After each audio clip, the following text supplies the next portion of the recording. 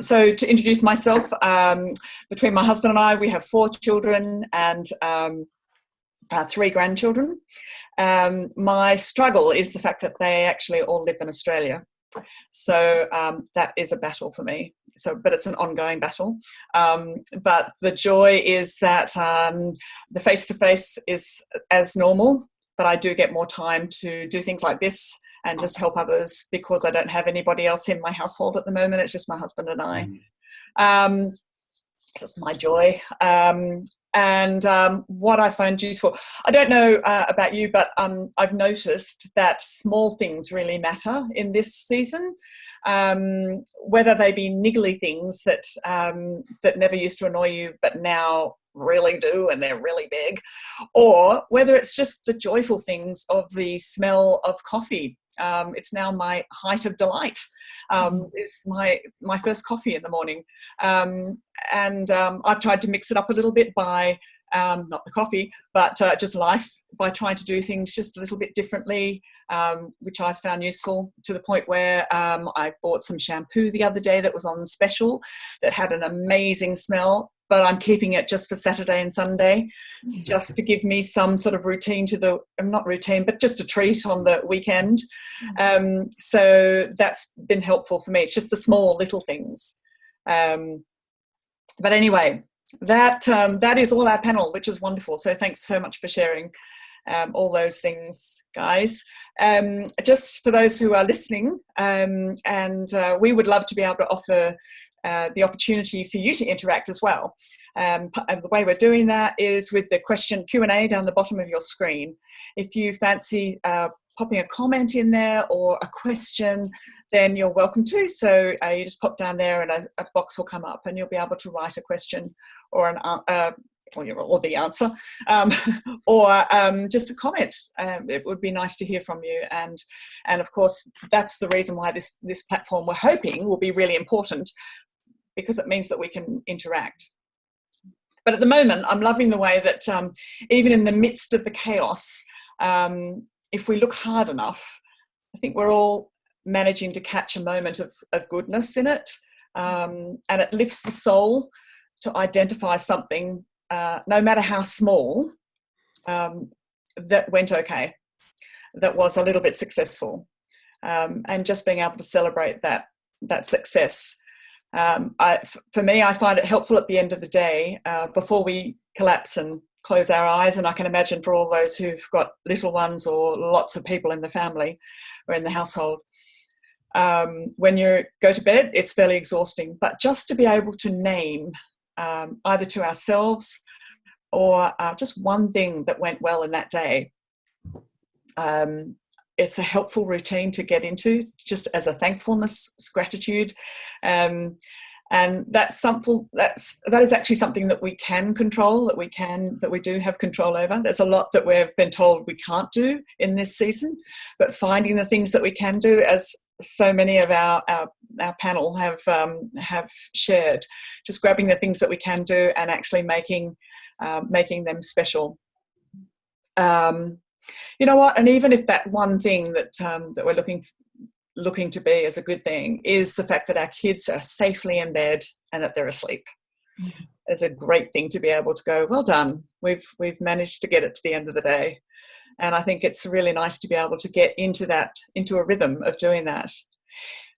In fact, getting good rhythms, and as you've heard from a lot of these guys, getting good rhythms wherever we can is good for ourselves, for our own self, and also good for our kids. And even if our kids are not wanting them, they actually really do appreciate having a structure and having routine. And no matter how much they don't like that, it's certainly something that is a helpful thing. Actually, there is a saying that if you can relax into rhythms, it's a great thing. And the word relax in this moment probably doesn't ring many bells, because relaxing is not exactly this time. But we actually, once we've got routine and all those things that you've heard from all these other lovely people of getting the routine of going for walks with our kids. Once we've got those set up, it's actually the start of freedom. And I don't know if any of you guys can identify with that, or if anybody who's listening can identify with, once we know what's expected, once our kids know what's expected. Even I have a friend who has a washing up roster. They've got 4 children. One clears away, one dries, one washes, and the other one has a night off. Expectations, they just know it. It's all set up. And they were part of creating that, which I love, because if our kids are part of creating the rhythm, then they actually own it. And it's a great way to be able to involve them in the setting up of those things. Loving hearing from Toya there. I'm going to come back to those questions very shortly. But I do wonder how you're all going with routines in your household, whether it's a battle to get routines going, whether you've had some successes or some little wins, even tiny little wins. In fact, routines actually allow us to have those tiny little wins, because if a morning routine is going well, then we can celebrate that at the end of the morning and break routine a little bit. In fact, actually having a routine allows us to have treats, because we can break those routines and have a little, let's not do dinner at the table tonight. Let's all sit on the floor and have dinner on the floor. It's just a fun way to be able to actually build lots of things into your day. And I'm thinking that at this time, this is something that we really need to be able to do, so that we can actually relax in some of this chaos that's around us. I don't know if any of our panel have anything to throw in there, or whether they feel that their world relaxes a little bit. Helen, what about you? Have you got a... So I think, I mean, my youngest, who's 14, he's got special needs. And I've been trying to be very flexible. Mm-hmm. Our 16-year-old is trying to help him with some of his homeschooling, and I kept being very flexible and saying, you don't have to do this, you don't have to do that. And I've actually found that since we got his timetable and said, okay, well, let's actually stick to this timetable, so he knows exactly what he's got to do and he ticks things off, he's been so much happier. Interesting. So he really, I thought, freedom and choice and things was going to be help his well-being, but actually just going through the timetable and ticking off as he's gone along, that's really what's made him feel a lot better. Yeah, thanks, Helen. That's great. We've got two comments just there. Firstly, from Toya, just wondering other thoughts. I go out most days, but my girls don't. Should I be getting them to go out daily? Any thoughts on that one from anyone here? Otherwise, I'll jump in. Yeah, Innocent. Yeah, so I think ideally it would be nice to get out every day with the girls, but like myself, I do want to get Debbie out on a daily basis, but I'm reluctant to take her outside and expose her unnecessarily. So we do every other day go out for a walk, and we have a small communal garden area where we often go outside and just play badminton together. We haven't had the weather for it the last few days, so we haven't had our regular games of badminton, but yeah, I think it's important to get them out for some fresh air as well, obviously avoiding stores and public places where possible, but there's a pathway or a park that you can go and have a short walk, and I think it probably does them the same benefit that it does us to clear our heads and to get out and have some fresh air. I think they probably could benefit from that as well. Yeah. So it can be that is a great thing. I'm sorry, I can't see you, Richard, at all. So, Richard. That's okay. No, just I obviously I don't know which school Nikki's kids are at. I know that I've been setting a lot of work for the kids. Whether they've done it is another matter.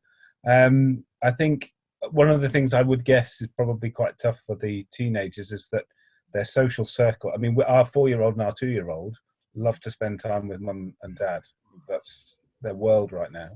Whereas if you're 15, you obviously want to go out and be with your mates, and that's difficult in lockdown. The only way you can do that is through screen, but slightly dubious.